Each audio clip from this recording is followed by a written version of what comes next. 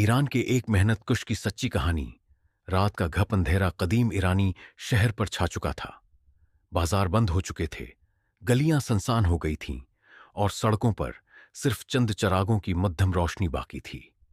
انہی سنسان گلیوں میں ایک مزدور بیٹھا تھا۔ اس کا چہرہ سخت محنت کے باعث جھریوں سے بھرا ہوا تھا، لیکن اس کی آنکھوں میں ایک خاص اطمینان جھلک رہا تھا۔ یہ مزدور دن بھر اینٹیں اٹھاتا، دیواریں بناتا اور اپنی محنت کی کمائی سے اپنے بیوی بچوں کا پیٹ پالتا تھا۔ اس کے پاس دولت نہیں تھی، لیکن اس کے دل میں سب سے بڑی دولت تھی خدا پر یقین۔ وہ جانتا تھا کہ محنت کا صلہ دینے والا صرف خدا ہے اور وہ کسی کا رزق کم نہیں کرتا۔ ایمان کا امتحان۔ ایک دن جب سورج اپنی روشنی بکھیر رہا تھا، یہ مزدور حسب معمول کام پر گیا۔ اس کے ہاتھ میں ایک روٹی تھی جو اس کی بیوی نے صبح دی تھی تاکہ وہ دوپہر کو کھا سکے۔ وہ دیوار بنانے میں مصروف تھا کہ اچانک ایک فقیر اس کے قریب آیا۔ فقیر نے کمزور آواز میں کہا، بھائی، میں کئی دن سے بھوکا ہوں، اگر تمہارے پاس کچھ ہو تو دے دو۔ مزدور نے فقیر کی حالت دیکھی اور ایک لمحے کے لیے اپنی روٹی کی طرف دیکھا۔ یہی روٹی اس کے پورے دن کا سہارا تھی، لیکن پھر اسے خدا کی رضا کا خیال آیا۔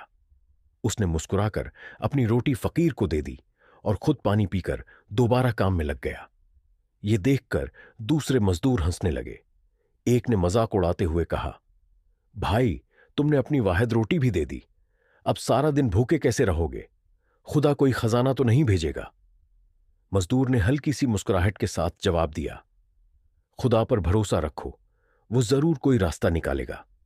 جو میں نے دیا ہے وہ خدا کے خزانے میں محفوظ ہو چکا ہے۔ سب لوگ حیرت سے اس کی بات سن رہے تھے، لیکن کسی نے زیادہ توجہ نہ دی۔ مزدور نے اپنی بھوک کو نظر انداز کیا اور کام میں لگا رہا۔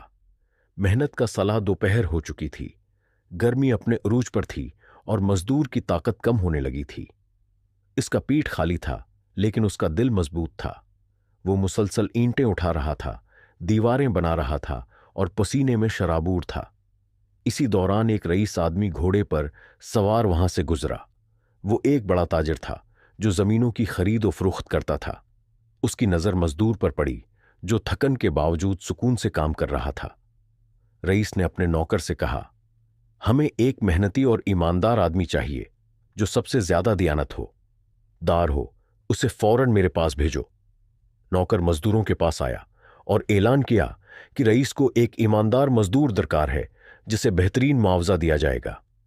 یہ سن کر سب مزدور اپنی تعریفیں کرنے لگے، لیکن وہ مزدور خاموش رہا۔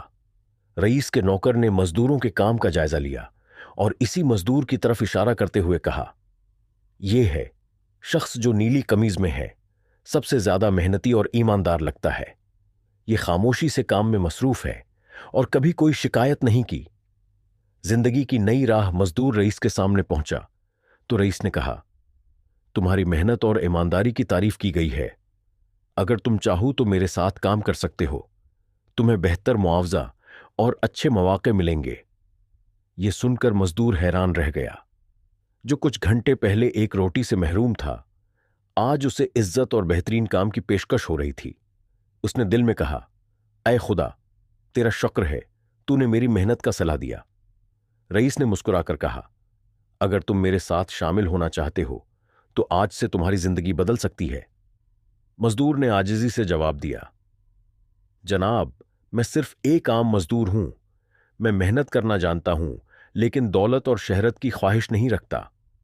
اگر واقعی آپ کو ایماندار مزدور چاہیے تو میں حاضر ہوں، لیکن میرا اصول یہی رہے گا کہ میں اپنی محنت کا صلہ ایمانداری سے حاصل کروں گا، نہ کہ چاپلوسی یا دھوکے سے۔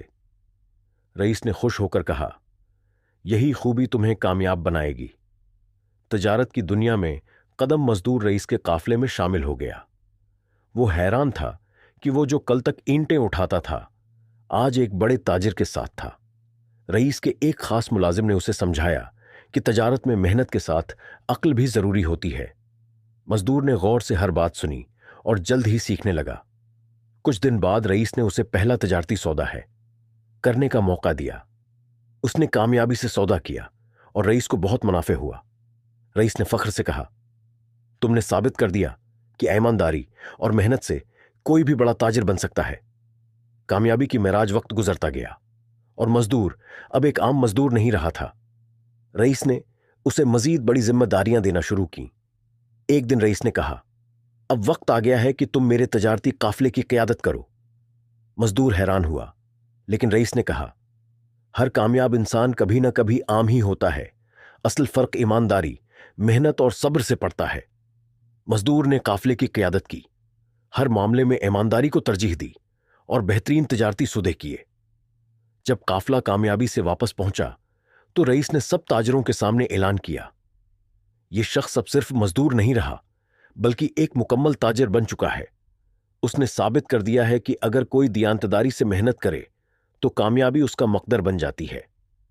اختتامیہ، صبر، محنت اور ایمانداری کا انعام چند سال بعد یہی مزدور ایک کامیاب تاجر بن چکا تھا۔ اس نے نہ صرف ایمانداری اور محنت کی مثال قائم کی بلکہ دوسرے غریب مزدوروں کو بھی بہتر زندگی کا راستہ دکھایا۔ اس کی کہانی پورے ایران میں مشہور ہو گئی اور لوگ اس کی ایمانداری اور صبر کی مثالیں دینے لگے۔ یہ کہانی ہمیں یہ سبق دیتی ہے کہ اگر انسان صبر، محنت اور ایمانداری کے ساتھ اپنے کام میں لگا رہے تو ایک دن وہ کامیابی کی بلند ترین منازل تک ضرور پہنچتا ہے۔ خدا پر یقین اور نیک نیتی ہمیشہ کامیابی کے دروازے کھولتی ہے۔